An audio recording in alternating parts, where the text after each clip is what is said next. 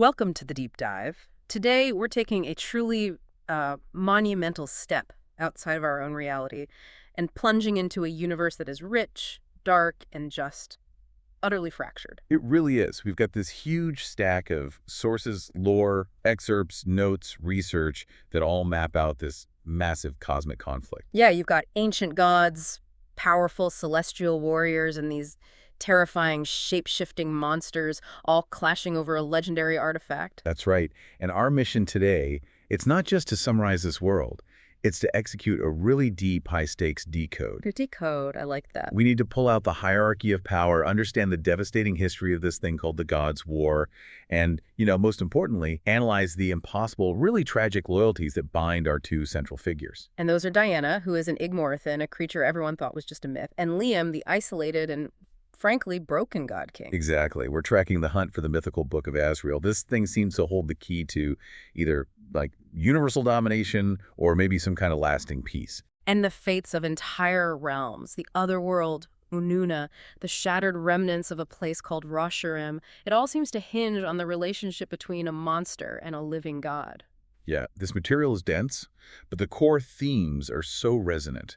You have the crippling nature of inherited trauma, the real price of loyalty, and the catastrophic implications of finding love on a cosmic scale. So before we can even get into Liam and Diana's story, we have to go back. We have to start at the beginning. At the catastrophic moment this universe was broken, we have to understand the Gods' War. Okay, so let's begin with the scene of the crime, I guess you could call it. Rosharim. This was the original home of the gods and the celestials, but every source describes it as a realm that was just completely annihilated. Annihilated is almost too clean a word. It was burned. The sources talk about Rosharim turning into this desolate, barren wasteland, totally ravaged by the Gods' War. And the destruction wasn't just, knocking down buildings. The details are haunting. They are. The architecture. These glittering cities of gold were left. The word they use is concave. Broken, destroyed, and concave. Concave, that's such a specific word. It suggests a force so immense it didn't just explode outward, it pulled everything in on itself. Precisely. It implies a vacuum, a celestial collapse, maybe the violent implosion of dying gods whose power was so enormous that their end created these world-breaking ripples. And this was the event where the entire celestial race was nearly wiped out. Almost entirely, leaving Liam as the last of the true gods. And central to this whole cataclysm is Liam himself, or Samkiel, his god name, who carries this incredibly heavy and maybe misleading title of the World Ender. That title is such a crucial piece of his trauma. He's constantly saddled with the World Ender prophecy. It reflects the real trauma of what he survived, but it also functions as perfect propaganda for his enemies. Right. And the war claimed his father, Unir. It did. And Unir's death led directly to Liam's painful, completely unprepared ascension to God King. He didn't just inherit a throne, he inherited the guilt for an entire civilization's downfall. Now, his father, Unir, he'd clearly seen this cosmic war coming. His whole goal was to safeguard life by sealing the dimensions. What were the mechanics of that? How did that work? Well, Unir had this prophetic sight, which we'll definitely get into later, and it drove him to fear this total descent into chaos. His solution was monumental, sealing the realms, preventing interdimensional travel. So insulating worlds like Onuna, where a lot of the story happens, from the horrors of the otherworld. Exactly. And when Liam ascended, the dimensional seals just snapped shut. But the sources are really clear that these seals are not just magical, they're biological. That is a key detail. The seals were secured by Liam's blood and the blood of his father. This makes their maintenance absolutely critical. So if Liam falls... If Liam falls, the magic tied to his unique bloodline dissolves. The entire dimensional barrier system, Unir's whole legacy and the universe's security, it just collapses. Triggering the very war Unir was trying to prevent in the first place. And that explains why this guy, Kaden, is so obsessed with bringing Liam down. Okay, so we have this historical trauma. A ruined homeworld, a guilt-ridden god king, and a sealed universe that's basically hanging by a thread of royal blood. Now let's look at the current players who are fighting over that thread. Two very distinct, very powerful factions. Faction 1 is the main antagonistic force, and it's fueled by this deep resentment. It's led by Kaden. Kaden is set up immediately as the ultimate villain, but he's also the architect of Diana's tragedy. He's her maker and, sickeningly, her lover.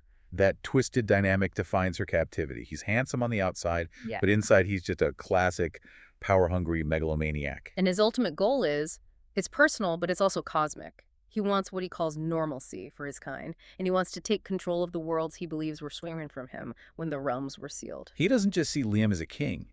He sees him as a thief. And he leads this really formidable otherworld horde.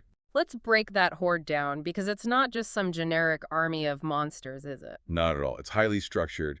It's dangerous. Yeah. You have the werewolves, led by a guy named Caleb. They seem to be the Russell. Okay. Then you have the Shades. They're an elite clan of assassins ruled by Cash.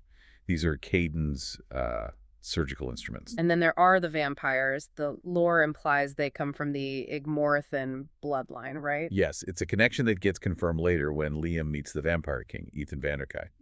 So Kaden uses these ancient, terrifying races and unifies them with one promise. Break the seals and take back the dimensions. And the Book of Azrael is the key. That's the key he thinks will unlock everything. Okay, so let's contrast that with Faction 2.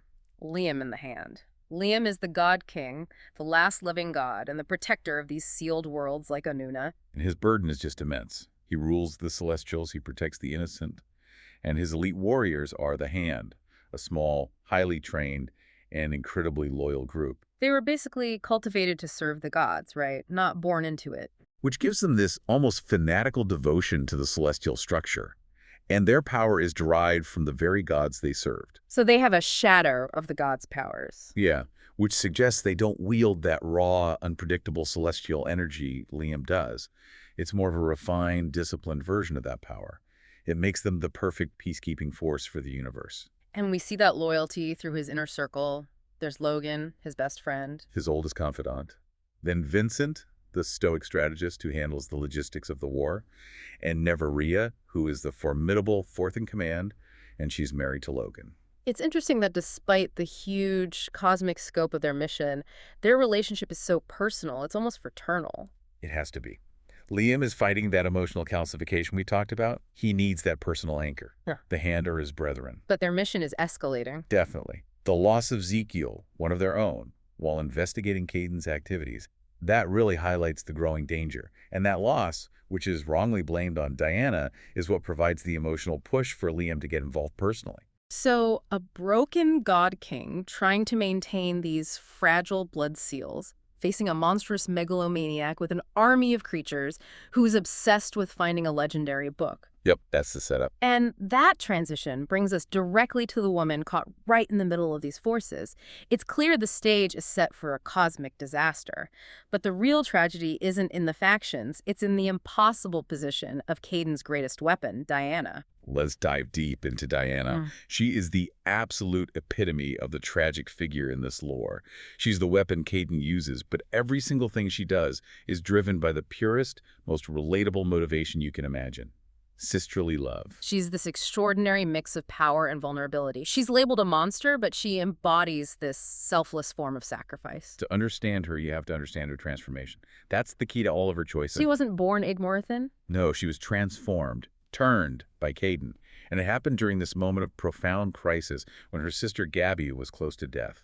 The transformation was the ultimate price Kaden demanded for Gabby's extended, protected life. So her entire identity is... it's a badge of trauma and a promise she made. What exactly is an Igmorthan? How is it seen in this world? They are beasts of legend. They were believed to have been totally wiped out during the Gods' War, which adds to the shock when Liam realizes they're still alive. In human folklore, they're described as horned gargoyles. Yeah, but the reality is way more horrific. They're powerful, vicious, they crave blood and flesh, and they have limited speech, often resorting to mimicry.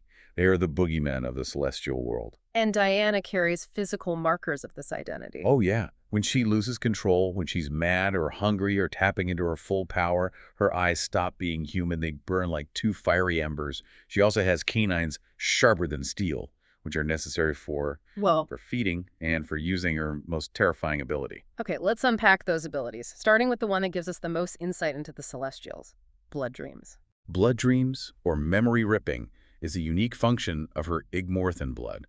It's not just psychic. It's this incredibly invasive biological process. She has to slide her tongue over a cut, taste the victim's blood. And that instantly throws her into their memories. What are the sensory details of that? Is she just watching a movie, or is she really in their past? The sources imply it's way more intrusive than a movie. She isn't just watching, she is ripping the information from the blood. It suggests a violent, traumatic invasion for both of them. She experiences the memories as if they're real, giving her perfect, unfiltered access to their deepest secrets. Which is what she does to the celestial Peter. Exactly. It's a fast, efficient, and deeply violating way to get intel. And beyond that psychic intrusion, she also wields classic supernatural power. Fire control and shapeshifting. Yep. She can summon flame in an instant, this display of raw elemental power she uses against Liam in their first big fight at the temple. And her shape-shifting is fluid, controlled. She can bend shape into any beast she wished. Famously turning into a sleek Black Panther. Right, a form that gives her speed, stealth, heightened predatory senses. She is a perfect weapon. She can be deployed as fire, an assassin, or an intelligence asset. But all of this power comes with a monumental price. Her humanity. Absolutely. To sustain this massive suite of powers, Dianna must feed. She admits that every time she feeds, it pulls her further away from her humanity, makes her feel less human. And yet, the painful irony is that she finds a strange peace in it. She does. She says she didn't hate it, especially compared to the alternative, which was losing Gabby. Her entire existence is a transaction for her sister's survival. Which brings us to the absolute core of her character, Gabby.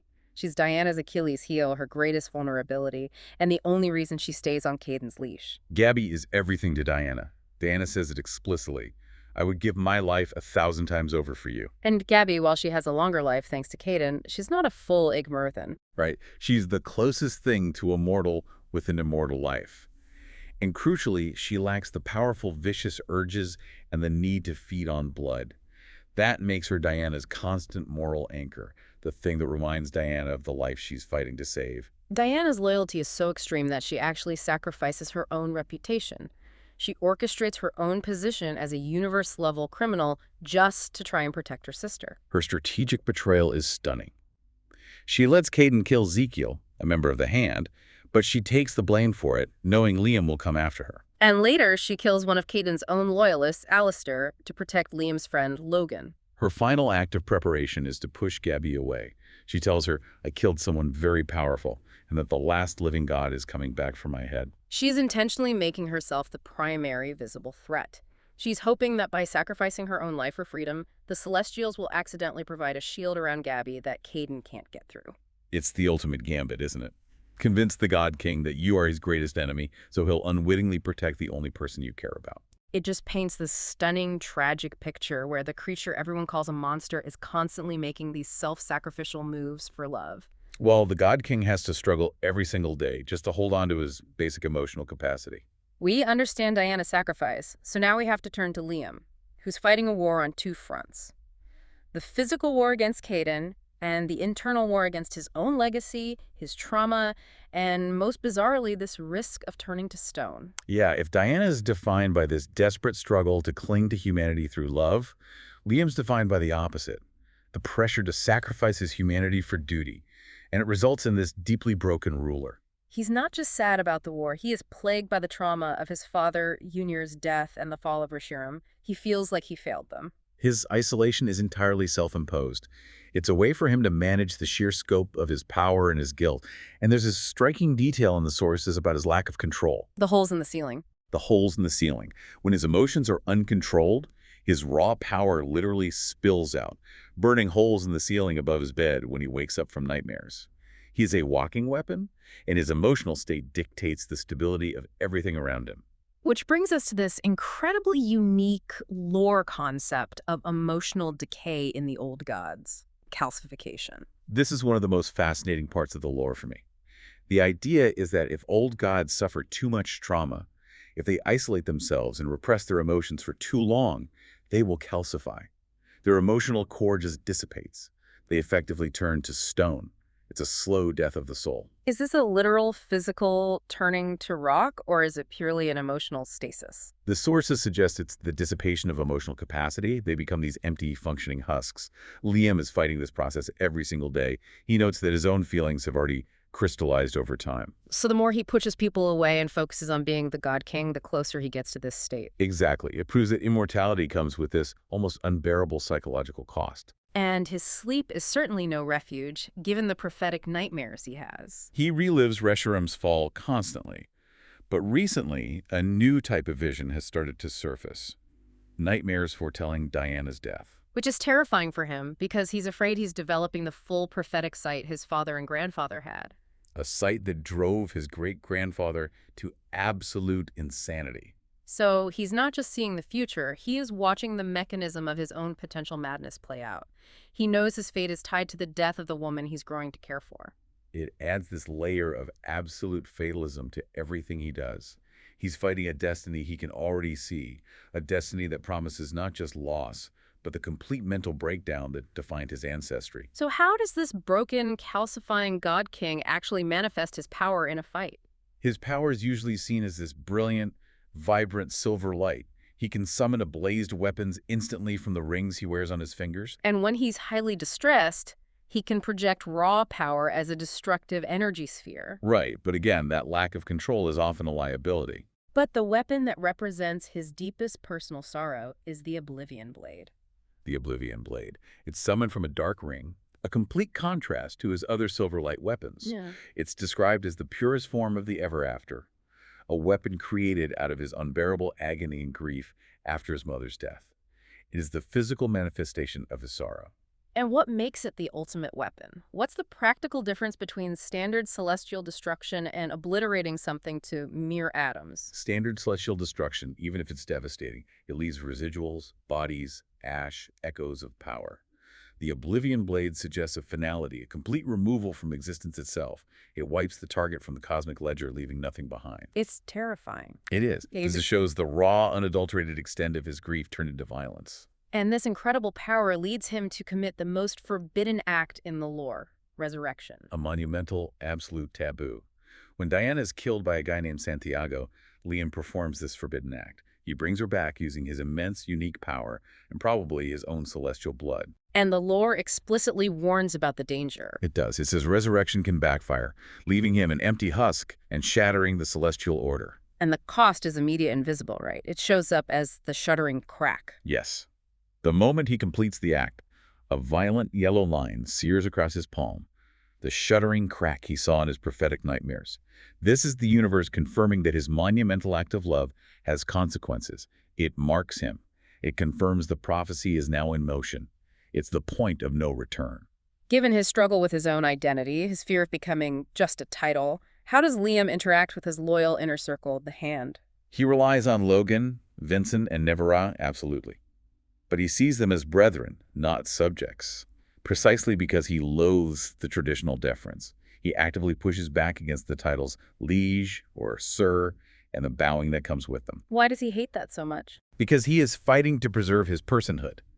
Being called liege reduces him to an abstract role, the very thing he's fighting to prevent with the calcification.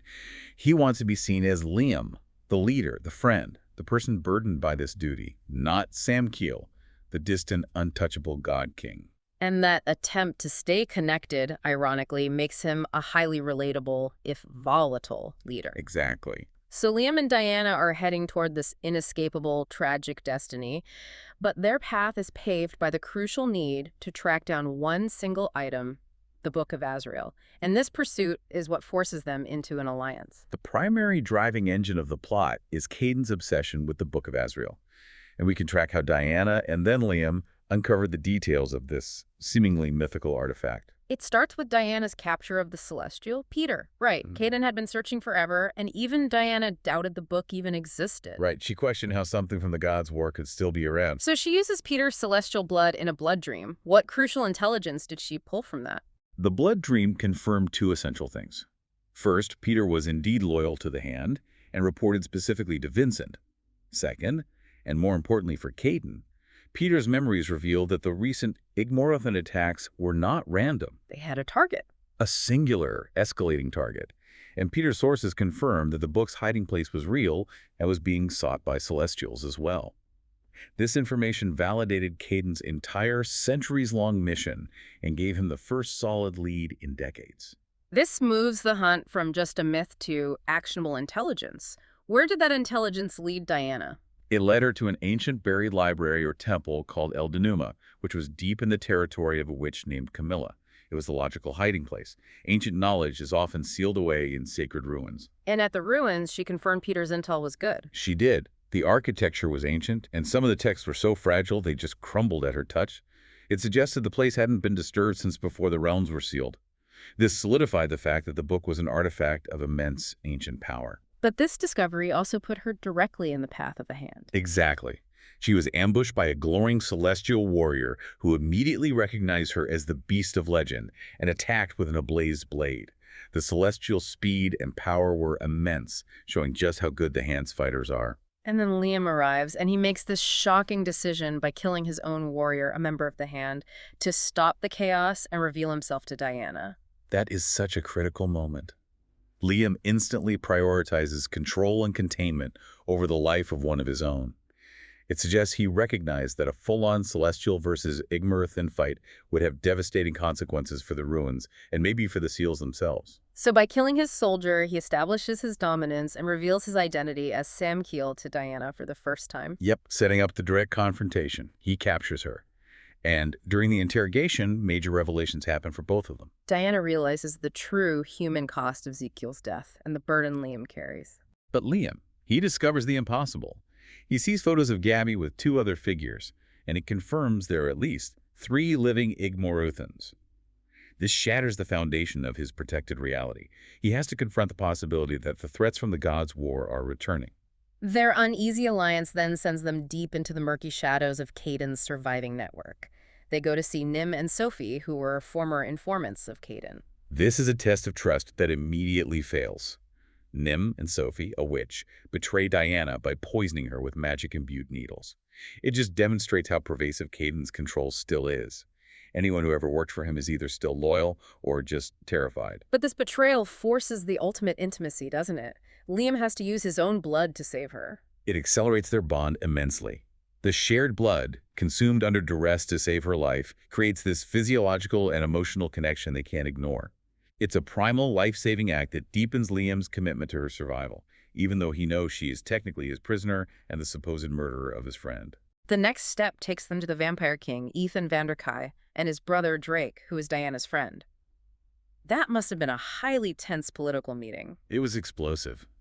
Liam is a god. Ethan is a king descended from the very race the Celestials despise. The tension between them confirms the complex politics of the otherworld creatures. But Drake proves his loyalty to Dianna. He does. And Ethan confirms Kaden's entire focus is Dianna. He says Kaden plans to rip everyone to pieces to get what is his back.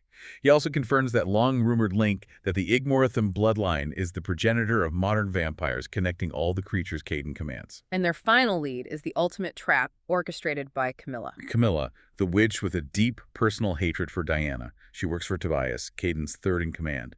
She disguises herself and tries to seal a deal with Liam for the book's location. The price?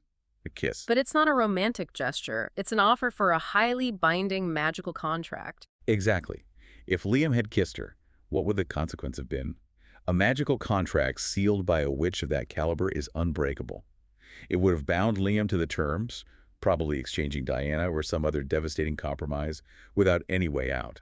She was trying to use the God King's momentary lapse in judgment to gain massive leverage. But before the deal is sealed, Santiago, another of Kaden's loyalists, arrives and captures them both, interrupting the potentially catastrophic contract. Which leads them to the mausoleum, where the mission really hits its peak. In the mausoleum where they're captured, Liam makes the definitive choice about his priorities. He offers the Book of Azrael to Tobias in exchange for Diana's life. He was willing to risk the entire foundation of the realms, his father's legacy, the stability of the seals, because he valued her life more than his duty. And Diana's reaction is just as profound. She tries to destroy the book herself to stop him from making that sacrifice. She understands the cosmic risk better than he does at that moment. She is horrified that he would risk universal war for one monster. This exchange proves the depth of their mutual care, confirming they are both willing to sacrifice everything, duty for love, or love for the universe. Before we move on to the final tragedy, let's look at what the book might actually contain, given what we know about Azrael. Azrael himself was a fascinating figure. He was a celestial who was nominally loyal to another god, Zor, but he was also a trusted friend of Liam's. He even helped Liam forge the rings that create the hands-ablazed weapons. So the book isn't just a spell book, it's a record of lost knowledge. Exactly. It suggests it contains crucial information about celestial power dynamics, the true nature of the realms, or maybe the fatal flaw or weakness of Kaden's Igmarithan kind. Kaden wants it for the power to breach the seals. Liam needs it to understand these ancient threats and maybe to finally end the war. It's the key to either Kaden's ascendance or the world's preservation, and Liam was ready to trade it away. Who was? Liam's willingness to trade the universe for Diana's life shows how completely their connection has evolved. So let's analyze the complex dynamics that led to this impossible choice and its ultimate terrifying consequence. The emotional arc between the God King and the Beast of Legend is the absolute center of this whole lore.